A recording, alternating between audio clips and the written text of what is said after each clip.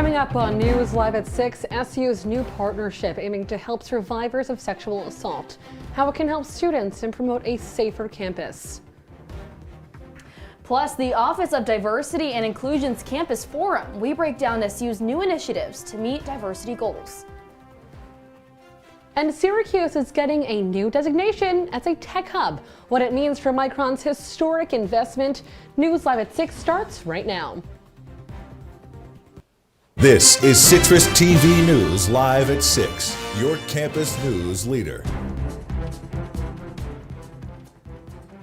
Sexual assault has become an issue on college campuses across the United States. Welcome into News Live at 6. I'm Nicole Aponte. And I'm Peyton Spellacy. Our Anjana Desam spoke with survivors who are dedicated to spreading awareness. Anjana, what is SU doing to help solve the problem? Syracuse University has just partnered with Leda Health, an organization aimed to help sexual assault survivors. SU and Leda Health plan to create the first ever early evidence sexual assault kit. The organization and SU are in phase 1 of creating this kit, where their primary goal is to have them distributed on military fields and hope to make them available on college campuses. They're not seeking care. They don't want to go through a traumatizing 4 to 6 hour long examination. And we must bring those people different options. I know I wish I would have had a different option, and that's what I want to bring to both the military and to colleges and universities. Campbell explains how these kits would be put into a lockbox along with a toxicology test for common date rape drugs, STI testing, and emergency contraceptives. She hopes that once these kits are fully developed, they can be distributed in fraternities and sororities. As a leader in a Greek organization, I do receive training on how to handle Title IX cases, and I think a lot of my knowledge comes from that. But as a general student, not part of that Greek population, I think Syracuse is lacking in terms of providing assistance for students. So it's difficult, but I have hope that Syracuse University, especially with this program, will do a great job in its future. As of right now, students that would want to report would do so by reporting to DPS, the police, or the Title IX office in Steele Hall. Due to this, students say that the process makes them feel reluctant to report. SU sophomore Cade Verico shares his experience. When I went to report my experience, I talked to the original lady I talked to. It was amazing. And the one thing that I did notice was that she kept saying, well, you will have to, I will have to talk to someone else, and, I had to talk through DPS and that stuff. But they just kept telling me, it's not really anything you can do. Every survivor that walks through campus is faced with similar thoughts. They tell me the questions they ask themselves center around what do they do next and how to protect themselves. An SU freshman shares her thoughts. As a survivor, I'd want to talk about it with other people. It's just I feel like a lot of survivors oftentimes don't want to go forward with stories or let other people know that what happened to them because there's a lot of guilt. So I feel like just having a kit like that and the event that something like that happens, it would make it a bit more personal to you, and if you don't want to share with health professionals or this or that, you wouldn't necessarily have to. According to the Syracuse University Safety and Security Report for 2023, the number of reported rape and assault cases have increased since 2020. This number is still not representative of the actual number of cases that take place on campuses. With this partnership, SU can hope to see a more represented number of reports, as well as bring the justice needed for survivors. Anjana, thank you for your coverage tonight, a really important thing here on campus.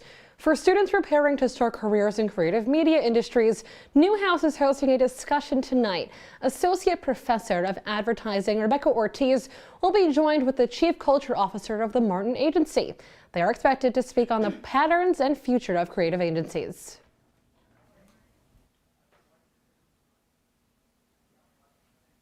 And former president of Warner Brothers and SU alum Edward Blyer died last week at 94 years old. He headed daytime and children's programming for the company throughout the 60s. He's also part of developing the Blyer Center for Television and Popular Culture at SU. He requested that gifts be sent to the Blyer Center instead of flowers. Earlier today, the Office of Diversity and Inclusion held a campus-wide forum to increase transparency and provide updates on upcoming initiatives. Citrus TV's Brandon Myers is in the studio with more. Brandon? Hey Nicole, the Office of Diversity and Inclusion went over many of their campus goals, including maintaining a diverse student body and taking note of inclusion when approaching scholarships and curriculum. During the forum, the office gave insight to some initiatives in the works to help achieve these goals and more. The Office of Diversity and Inclusion is centralizing its structure and revamping its webpage, and will also release an annual report later this year, including future initiatives include a fall mixer, a staff mentoring program, and affinity groups. Finally, the 119 Euclid House, which celebrates Black students and culture, has been moved to the Division of Student Experience. Of course, the forum acknowledged the active campus climate in Syracuse right now, and Vice President Dawn Singleton spoke about her approach to such a climate. In a campus community, we shouldn't be stagnant, right? What was an answer in 2019 may not be an answer in 2023. So it's about going back to the table to see what are the needs for the students now. I work often with a lot of student leaders, a lot of student activists, right? And sometimes I have to just let them know the change that you're creating for today or what you're fighting for today may not benefit you. It may benefit students 2 or 3 years from now. And the other side of that is what you feel is a significant issue now may not be an issue 3 years later. The forum focused on the students of tomorrow and even mentioned a look into high school students so the office can see what issues they will face. Nicole, Peyton, back to you. Brandon, thanks so much. Turning to our first look at our weather, it's definitely fall, 100%. Yes. The sun was peeking out today, which we've had a lot of rain and we've had a lot of clouds. I appreciate the sun. As do I. But here to tell us if that sun is here to stick around is our weather anchor, Lauren Holdmeyer. Lauren, what can you tell us? Hey, Peyton and Nicole.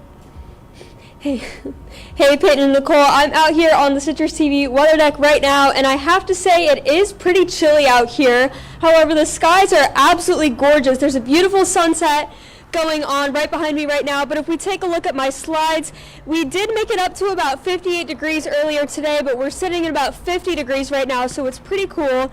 Normal high for this time of year is 57, so we're sitting right around the average. And then looking at our current temperatures around the area, we're seeing pretty much the same story all across the region. A little bit cooler down in Cortland at 48, excuse me, but for the most part, everything is just in the upper 40s and lower 50s. Looking ahead to tonight, we are going to drop down to about 42 degrees, so it's going to cool down quite a bit tonight, and then that sun is supposed to set at 6:10 p.m., so just here in a few minutes, it's going to get pretty dark outside, but that's all I have for right now, so Peyton and Nicole, I'll send it back over to you for now.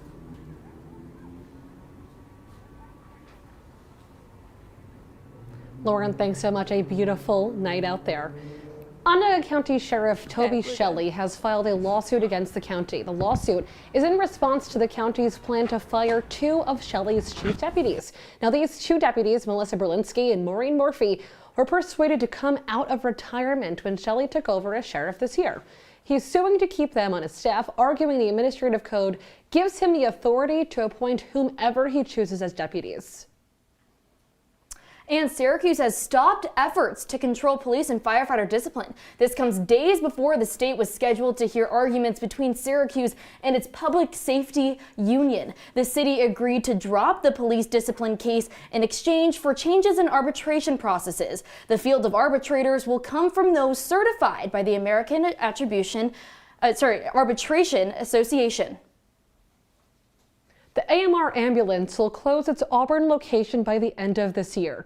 This change leaves residents in the area without an ambulance provider. It usually has over 3,000 calls a year. This AMR ambulance was the most call receiving paramedic service in Cayuga County. The fire department in the area says this closure could create concern for volunteer firefighters.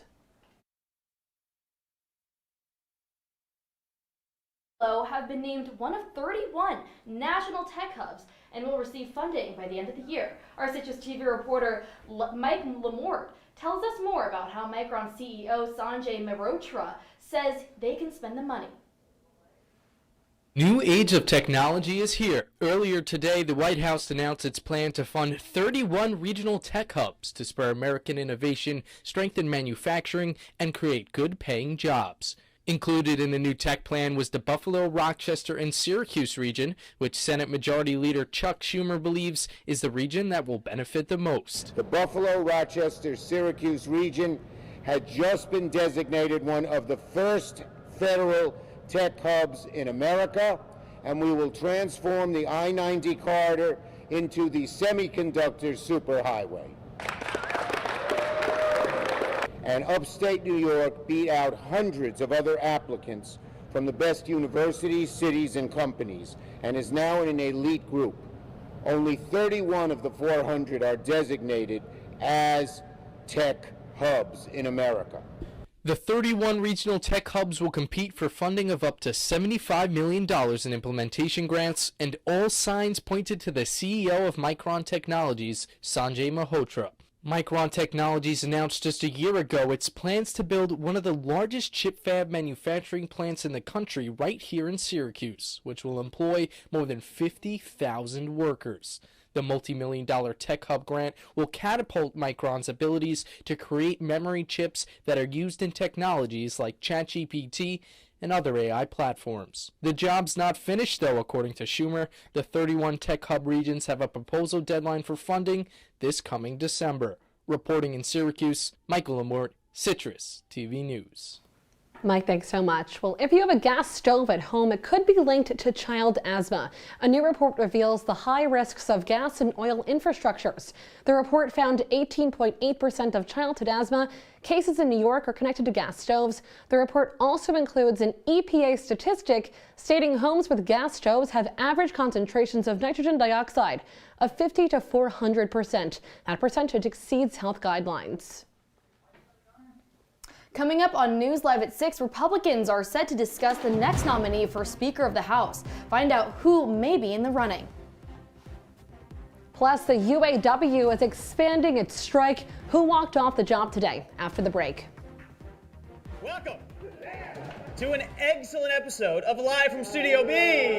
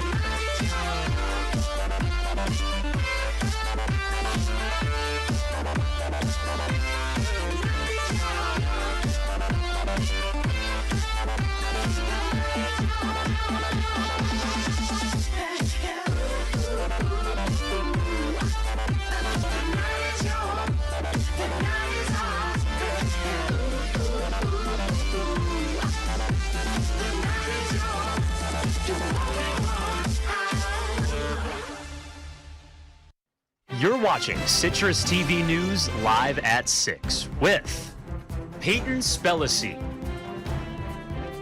Nicole Aponte,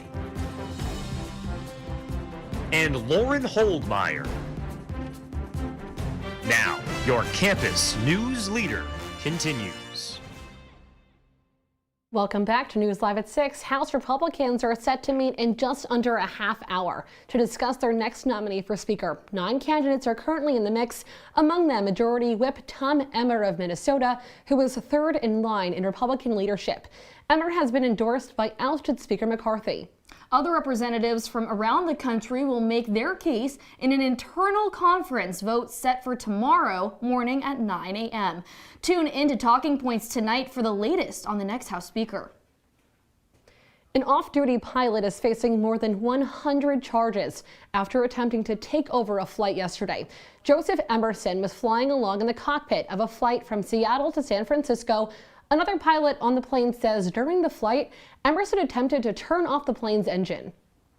The flight had to land in Portland because of the security threat. Portland police arrested Emerson after landing. He now faces 83 felony accounts of attempted murder and reckless endangerment, as well as 1 count of endangering an aircraft.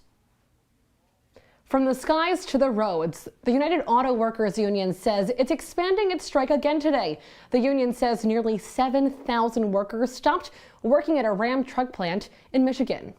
This comes days after UAW President Shawn Fain criticized Stellantis, the company that makes Ram, Dodge, and Chrysler vehicles. Fain claims that the company proposed cuts to medical coverage and 401k contributions. This strike has been in effect for more than a month.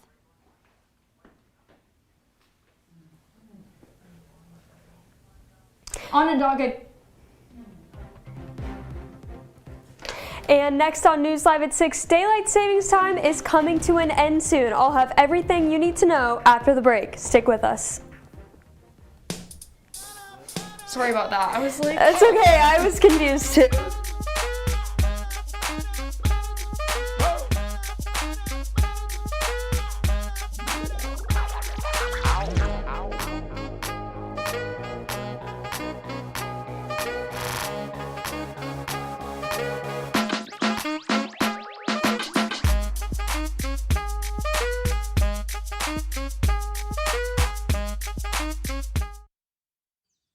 Jason, let's go see your room.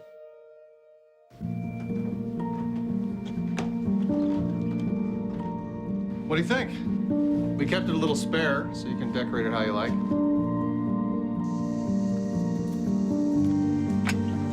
Dinner! Go. Excellent. Soccer is fun. Yeah, I saw you guys out there. We're the family. Yeah! Oh, I thought you were on my team.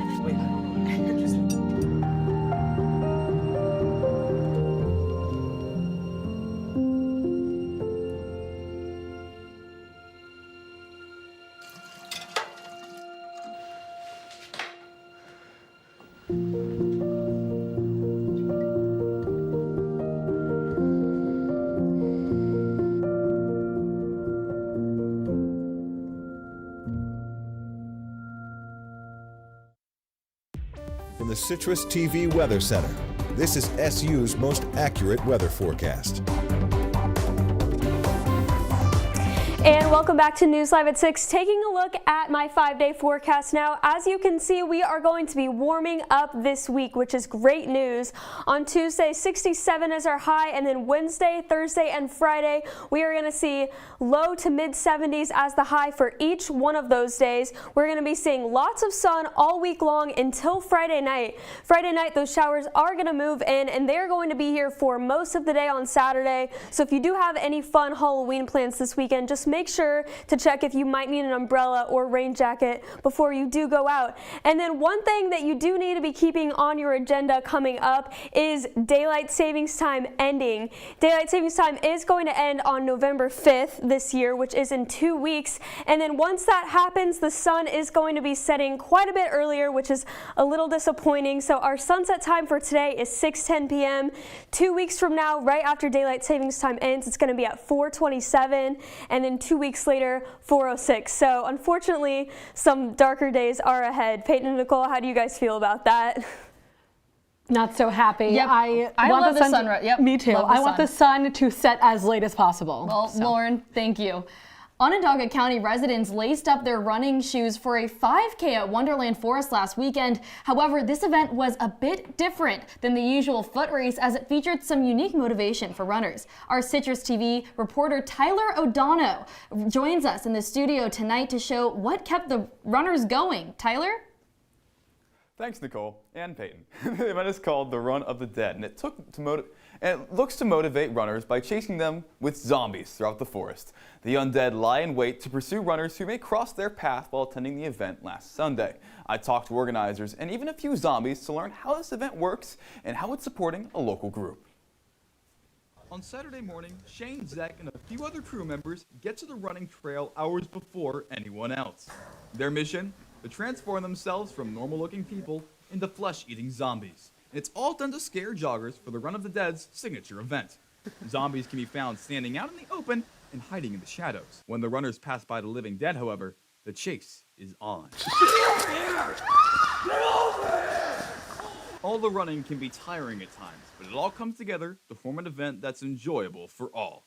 This year being a zombie was really fun, especially kind of getting them at the end. I think I ran a 5K. The run has a purpose beyond entertainment, though. Proceeds earned from ticket sales and beverages go to supporting the Wilderness Search and Rescue Team, a group that helps authorities search for missing persons in the local area. The organization's head coordinator, Jason Boleno, told me that fundraising events like these are needed to keep the group around for years to come. This is an event that has always helped us to pay for our insurances and things like that, help us to get some new equipment, so the ability to bring it back is fantastic. In recent years, however, keeping the event around has been difficult. The venue that Run of the Dead used for 10 years became unavailable to them in 2022. The event, however, was resurrected this year with a new home in Wonderland Forest. Program Director Andrew Chirac is happy the event came back. We have so much fun doing this, so it was really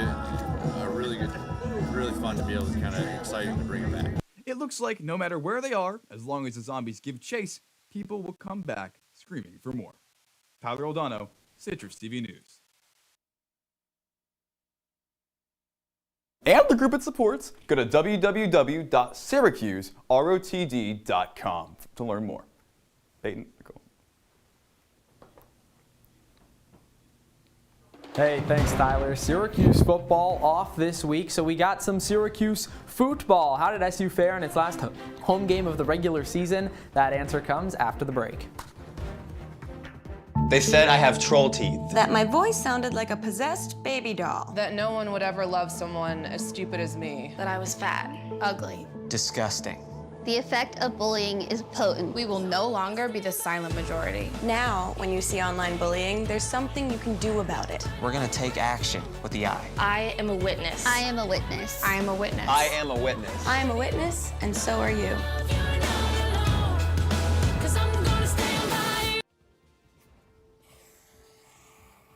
Dad? Just 1 minute, okay? Hey, Bobo, do trees tell each other stories? I'm sorry. I'm afraid I don't know that. Hey, why don't we go find out?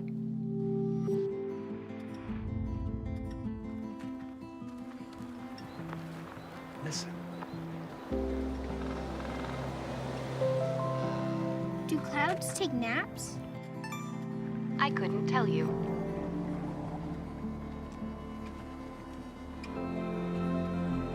Can birds draw pictures?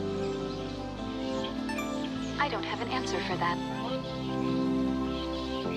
Dad, do stars visit their friends? Look!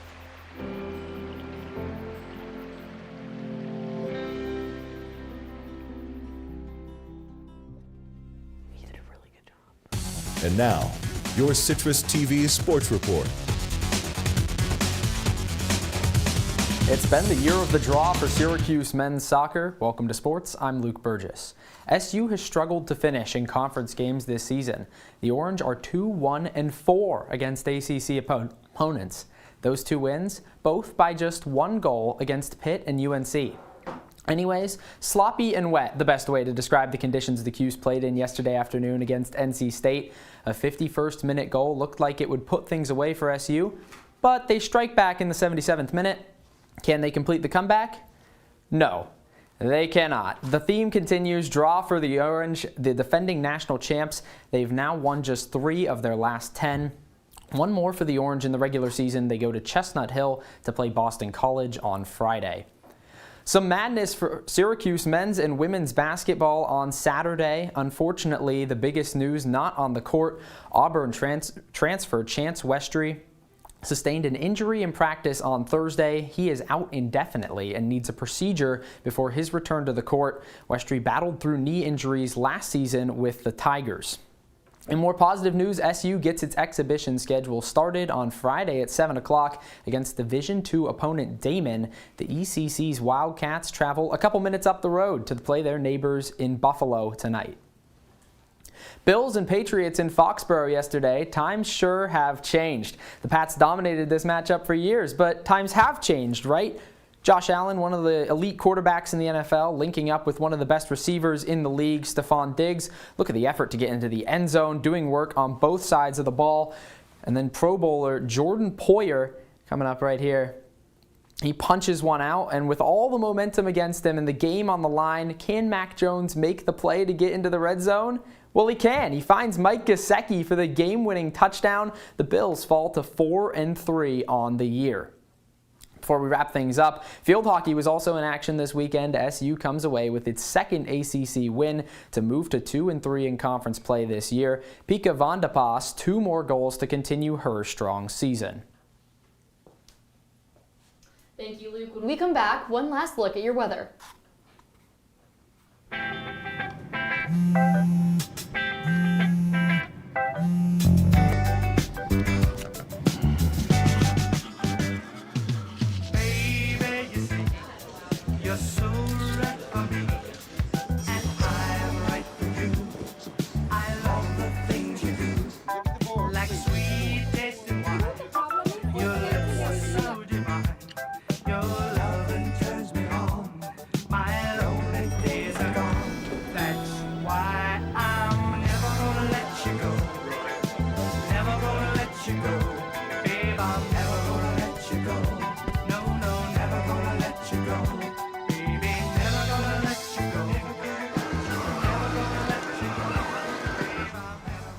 Here you go.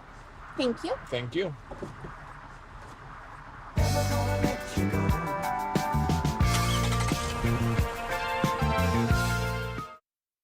Welcome to my house. Lately, not my happy place. Everybody's pretty tired of each other. The parents were not themselves. My little brothers were morphing into small creatures. The walls were closing in. Clearly, a case of too much family, too close, 24/7. And there's a lot of that going around right now. If this sounds like your house, try going someplace new. YourLifeYourVoice.org. You'll find lots of ideas to help you handle the family stresses of being confined to close quarters. YourLifeYourVoice.org. It might not get you out of the house, but it could help you find a little more breathing room.